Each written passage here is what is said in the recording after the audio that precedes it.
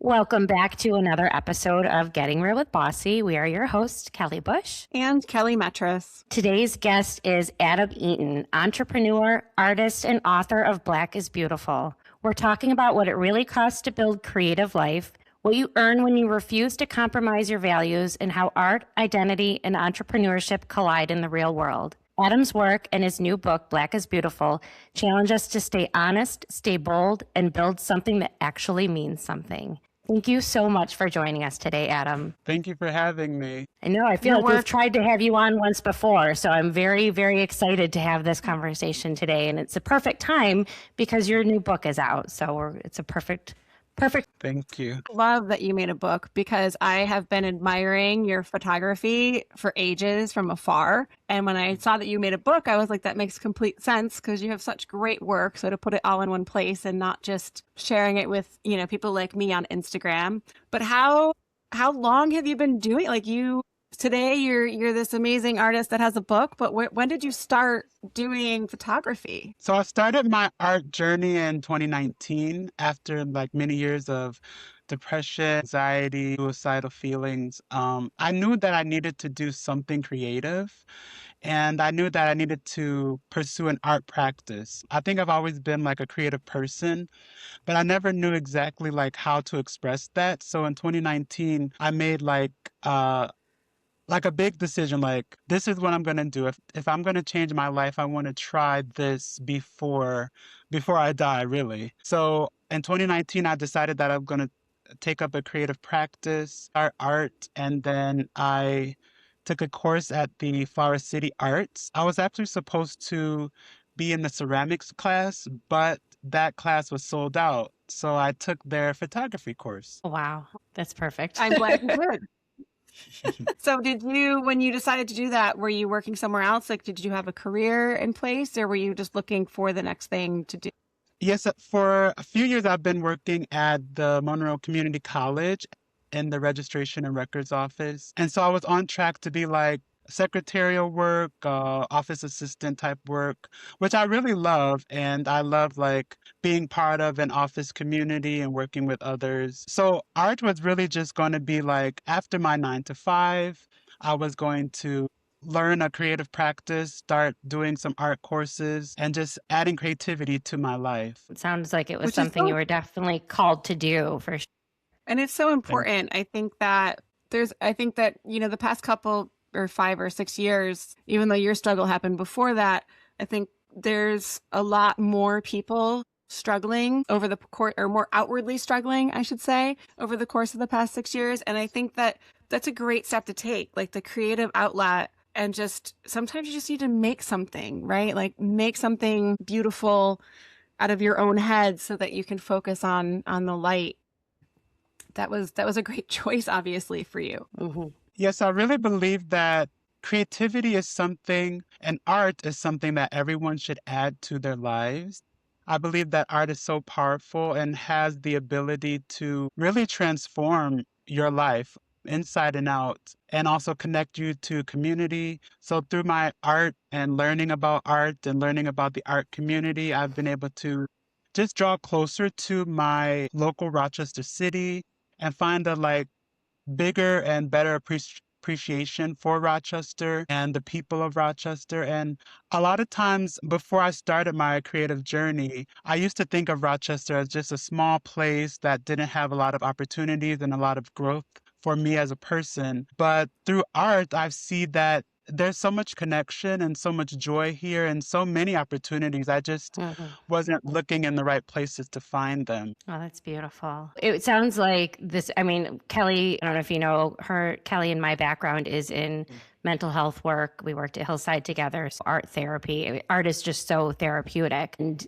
so we definitely understand the strength behind that. So what a great move to make in 2019, knowing what comes next in 2020. You're going on this new journey. How did the pandemic affect you? Were you able to kind of continue with that, or how did that affect your job, or what went on when March of 2020 happened? I really believe that Having art really saved me through the pandemic. Having a creative practice and being able to connect with people helped me to get through the pandemic and deal with a lot of the emotional challenges that happened during that time. COVID was very difficult and very isolating, Mhm. but because I had art in my life, I was actually able to connect with people because that was like around the first few years that I was learning about photography. I actually was able to have a community member help me with a small studio space. And I was messaging people like on social media to like help me practice and learn about portrait photography at the time and learn about lighting.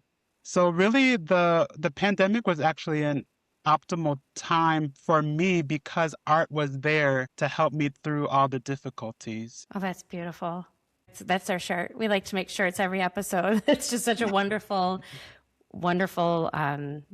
We talked to so many business owners, and going through the pandemic was such a traumatic time. And not to say it wasn't traumatic, but you really got a beautiful side effect of that, and that's wonderful. I True art is love so powerful. I love a lot of what you just said, because one of the things that is the most eye-catching about your work that I know of, I'm sure there's tons of other work that you do, but the work that I know of is your use of lights. And it seems very metaphoric that, you talk about it being there for you in dark times and helping you through the pandemic and having that, and, using light, and whether it's light or dark, because you even use shadows in some of your work, and you just make people look angelic. I don't even know, like, there's no background, right? It's focused on the person and their body and where they are. And it's just, you can't not look. Like, it's just gorgeous. Thank you. I've always been drawn to the idea of light. I think growing up, I actually was always very sensitive to light, and I didn't necessarily know why, but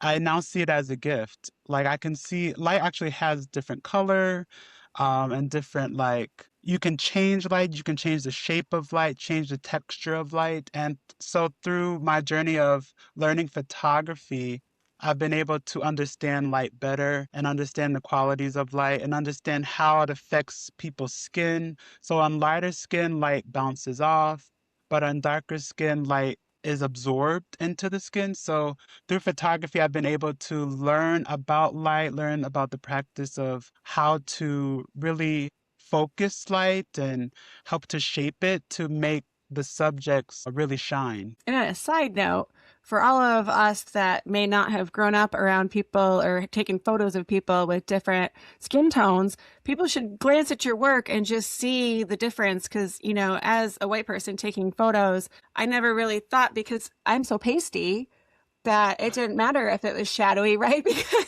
it was going to make me look like I was glowing because it's so bright. But really using and making sure that your friends and family are in the best light possible. So just as a side note, I think that your photos really showcase the difference of what even a small amount of light can do to a person's skin. And it just, again, you just make them glow. So are you only doing art right now? Yes, I'm currently a full-time artist, and really I attribute that to the idea of connecting with the Rochester community. When I first started art, my goal wasn't to become an artist, really. I just knew that I needed to do something creative. I knew that I needed creativity in my life to feel better. But connecting with Rochester and the people and the community, really like just the idea of people like wanting my work when I started posting on social media, like wanting to buy it. Those were all like new ideas I had never experienced. Like I really only posted to social media just so that I didn't only look at my art on my phone. Because when I first started photography, I started with the iPhone camera. And so I needed another medium to see my art just away from the phone. So when I started posting on social media, Facebook and Instagram, and people actually liked it. And that was a new idea. That was not something that I even necessarily was looking to do. Like it was really, art was supposed to be my own personal practice. So having the support of the community and having their like assistance in helping me to grow as a creative person, grow as an artist, being able to sell my artwork is really a testament to how creativity can really help a person in their life and help a community. That's incredible. Like, it's such an intentional start for you, but such an organic path to get you where you are today. It seems like Rochester needed you and was waiting for you.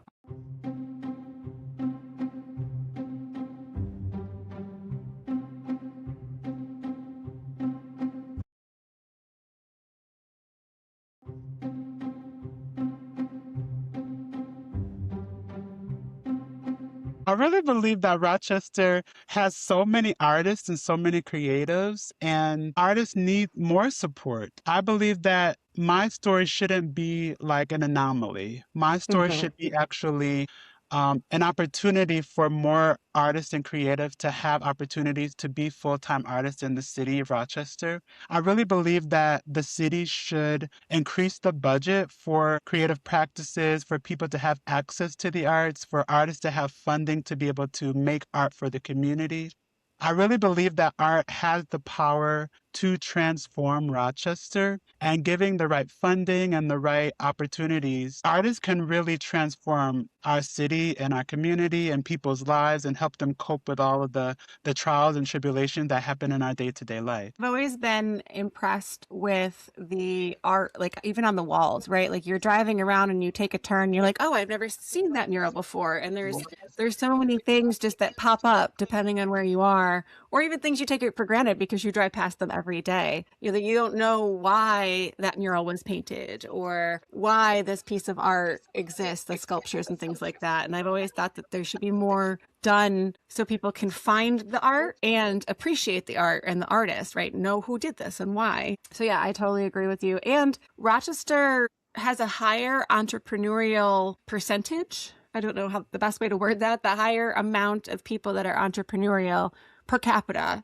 than most places. And they attune it a lot to Kodak shutting, a lot of their departments down. And they had a lot of creative people that were working on these, new and different projects and innovation, and they all got let go and kind of started this entrepreneurial spiral. So you see a lot of small businesses here. I love that Rochester seems to do more than other cities when it comes to supporting small business and artists. But yes, I think that it really could be the city of the arts. I think that there is so much possibility for what the city could do to make it a bigger draw for others to come here. I actually learned that through my creative process and learning about the city and the budgets and a lot of the political leaders. Rochester actually does fall behind in the idea of supporting the arts. So most cities normally give about 1% of their budgets to art and creativity, or public art, those ideas supporting artists. But Rochester actually gives below 1% of their entire budget for the arts. So it's really been my goal as an artist to advocate for the arts in our city. We do have, so a lot of what you see in the arts community is coming from the artists themselves and the creatives and the small art organizations that are in Rochester. But the city as an entity, as a local government, actually is falling behind in supporting the arts in our community. So I really believe that because Rochester does have a high crime rate, gun violence, those ideas, if the city leaders gave more in the budget to local artists and local creatives, public works, it would really help to lower a lot of those statistics that are very harmful to our community. I agree with that completely. 100%. We had a mural go up right outside of Marshall Street of our bar, and just watching the young people just coming out of school and through the neighborhood, just sitting and watching this installation be created. It was like, we need to do more of this. These kids could be doing so many other things, and they're sitting outside just watching art being created on this enormous wall. So I completely agree. And if there's ways that we can help get that word out, or there's missions or plans, let us know, because we will definitely share that, because we are both obviously fans of yours, but see the true value in art and how therapeutic it can be.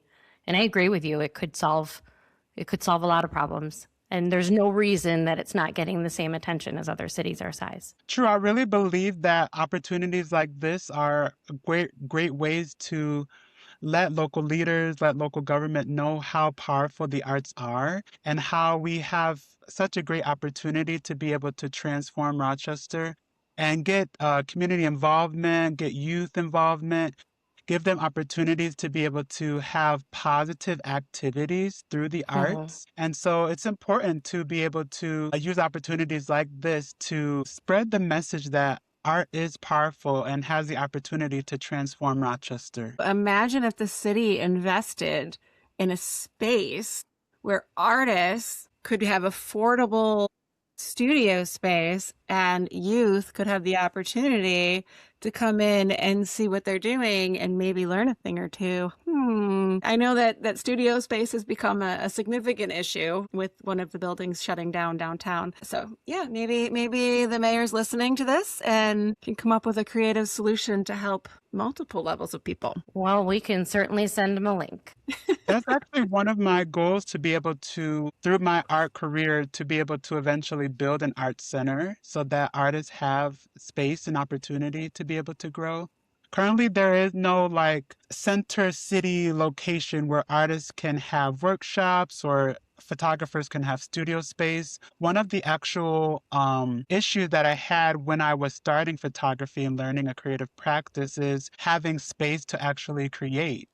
It was difficult to find a space that was affordable when I first began creating art that gave me the opportunity to be able to have a regular, safe space so that I could create my art. So my goal is to actually create a center city art center space where the community can gather, artists can have workshops, artists can have space to create, because it's very important. Oh, I love that. Yes, it is. So you transitioned, well, not transitioned because you're still an artist. While you're doing all of this amazing work, what made you decide to write a book or produce a book? Yeah, so the book does include like a few lines of my poetry, a few dedication pages, and like my message to Rochester and how much I have grown to love the city of Rochester and it being a supportive part of my creative journey. But a big part of the book is actually the 250 photography images that are featured. About 70 community members have participated as models in the book as well. So it's really a journey of like my creative process, meeting so many in the community and having them be a part of my creative journey. I really believe that photography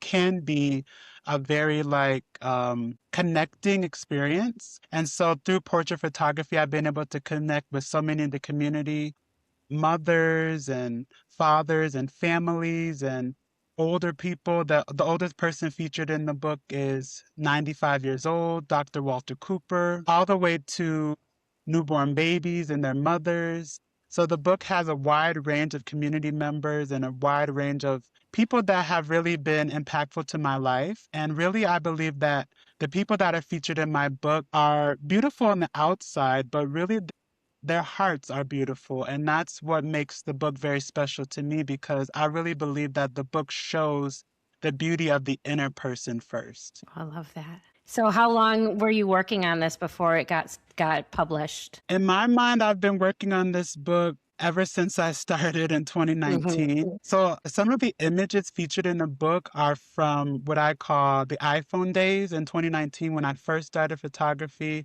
I was using my iPhone 11, and those images are actually featured in the book. So it's been a process of about 6 or 7 years of like all my art from that whole time, from when I very started until probably at least 6 months ago when I did like the very final photo shoot for the book. So it's been a journey and it's been a labor of love, and it's been a creative experience to like create your art, but then have time to reflect on it and to see it grow and to see it blossom and to see how much I've changed as an artist and how much I've learned about lighting. So the process of creating the book has been a labor of love for sure. I'm sure. And I think art is so personal, and even just to put it out there on, social media and put it out in shows for purchase is so, it's so personal. It takes a lot of bravery to be able to do that, because I'm sure, the criticisms come in, whether it's our internal or other people, but then to all put that in together into a book to showcase pretty much your life as an artist, it's an incredibly brave thing to do. I really believe that artists should have the opportunities to create their art.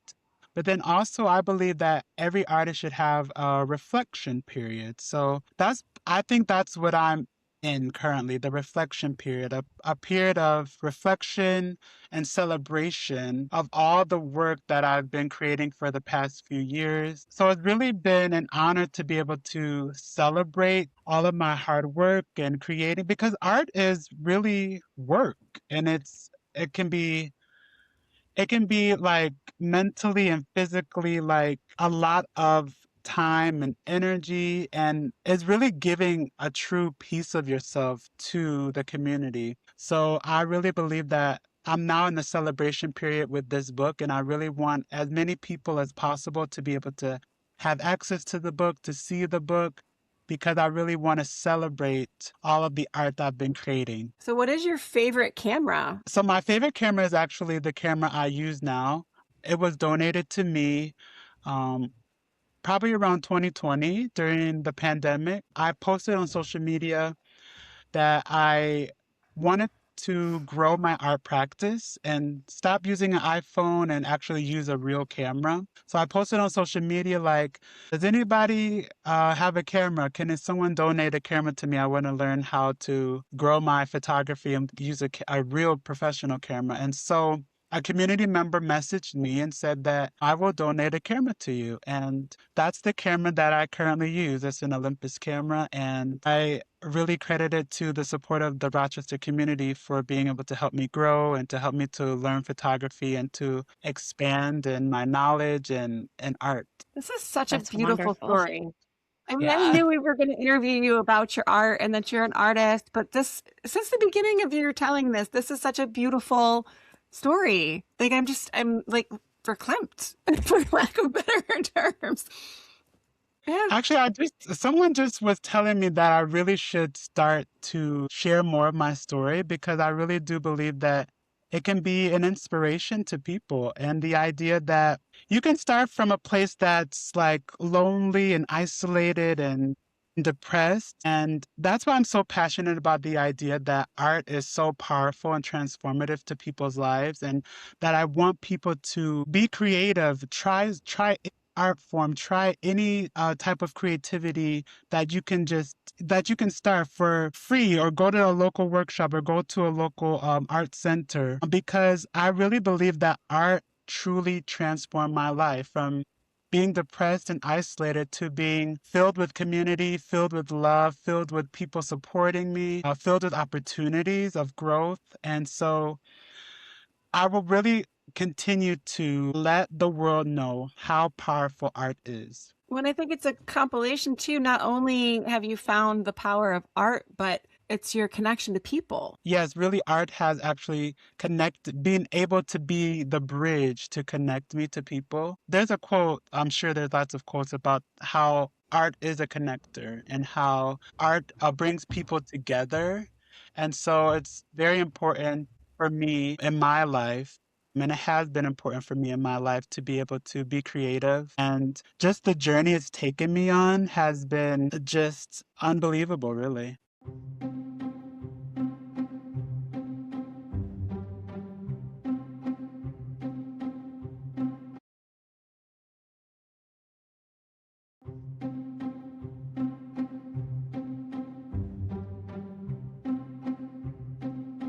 Do you have any local artists that you really feel are inspirational to you? Could you shout out some that we could keep an eye on? And for people that are listening who maybe don't realize or aren't in Rochester, I'd like them to know what other great artists there are out there. Yes, whenever I talk about local artists, I always like to support local Black women artists. So there's Coco Ray David, Erica J, Deja Cologne. There's so many Black women photographers that actually have use and access to my studio space that I give them for free. From Caraballo Design. Mm-hmm. So I always want to use my platform to support local Black women artists and give them the opportunity to have the success and opportunity that I've been able to be privileged to as well. Paying it forward. That's another beautiful aspect to your story. On top of everything else, now you're paying it forward. Is there something that you learned along the lines that you wish you had known before you started this journey? If I knew the power of the arts years ago, I think I would have jumped into it before. When I was in college or even high school, a lot of people used to tell me that taking the career path of a creative person or the creative career of being an artist is actually not lucrative or it doesn't lead to a job that's a stable job. So I wouldn't listen to those ideas. For many years, I always thought that being an artist or having a job in the creative field is actually, I believed what they said, that it wasn't stable, that there weren't many opportunities, that you wouldn't be successful. So if I could go back, I would start an artist career. I would have gone to college for a creative passion, whether it be photography, whether it be anything creative. I really believe that, especially nowadays, creatives are actually changing the world and driving the economy. So if I could go back, I would have started sooner and using art as my creative path. Well, you're making up for the time now because you're clearly creating opportunities for other people, and your ideas for the future and what art could bring to Rochester could be incredibly transformative. So whatever path it took to get you here, we are grateful that you are here. Thank you. As a parent of teens, and now looking into the future, my husband and I always say that for the most part, whatever job our kids end up doing when they're adults, it doesn't really exist right now. Like, we don't know what is happening, right? With the evolution forward and the innovation and the technology, and so many things change so fast these days. And my one thing I keep saying to them is just do something that a robot can't do. And I'm sorry, but a robot cannot match your photos. No. You definitely fall under that category of, AI and a robot cannot emulate the passion you're bringing to the screen when people look at your photos or the image. True. I really believe that photography for sure has so many creative avenues it could go into. So you could go into so many creative careers with photography, like commercial photography, advertising and development, social media, content creation. So there's so many opportunities that the arts and photography and creativity can drive you into those ideas of like being successful, even working at a corporation. You don't have to be a small business owner when you're an artist. You can work at a company, have a 9-to-5 creative job, and be very successful in your life. So I really believe that the creative arts should be pushed even more as a career, especially nowadays with social media. And like you said, being a creative, being an artist, AI can never match the soul and passion of a human artist. I agree. And it's so very clear when something out there is AI, but the work that you're doing, even just with portraits, to get that much thought-provoking feeling, your work is incredibly provocative. You look at it, it's very provoking. And to be able to see that in a portrait and to be able to tell a story the way that you do, and I think you're selling yourself short a little bit with light. I mean, you can teach that in I've taken some photography classes, terrible. But I mean, you can teach all of those fundamentals, but that's internal. And the way you see light is very unique and incredible. To look at just a portrait of somebody and feel a story coming from that is an incredible talent. You are an incredible gift to our community. Thank you. It's been such an honor for me to be able to photograph the beautiful people that live in Rochester, New York, and having the community give me the opportunity to be able to pursue a creative path as an artist. So I thank Rochester for the opportunity to be able to have the tools and resources to be able to grow as an artist, and also the individual people of Rochester. I thank them for being so beautiful and having beautiful hearts and giving me the opportunity to practice and to grow and to be an artist that actually makes a good impact in our community. Now, if I was looking to hire a portrait photographer, is that something that you do, or is this something that you only do on your terms? Like, I'm going to ask you to be in my picture, but can someone hire you to photograph them? Yes, after I'm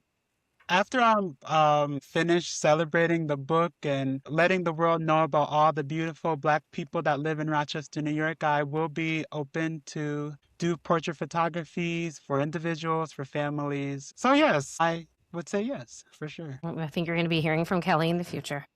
If I wanted to buy your book or find out more about your book or reach out to you about hiring you for a photographer, where would I find you? For more information about my book and to see the beautiful images of Black is Beautiful, you can go to my website, AdamEaton.com, or social media, AdamEaton.art on Facebook and Instagram. But my book is now available to purchase online, AdamEaton.com. Black is Beautiful. And I'll also be presenting my art at Jiva Theater on April 20th. Oh, wow. Monday, April 20th at Jiva Theater will be a series called Mondays at Jiva, and it will feature Black is Beautiful Art Gallery. And you could also purchase the book in person and meet me there at Jiva Theater on April 20th. Oh, Kelly, that's I'll be able to fantastic. walk by then. So we'll be there.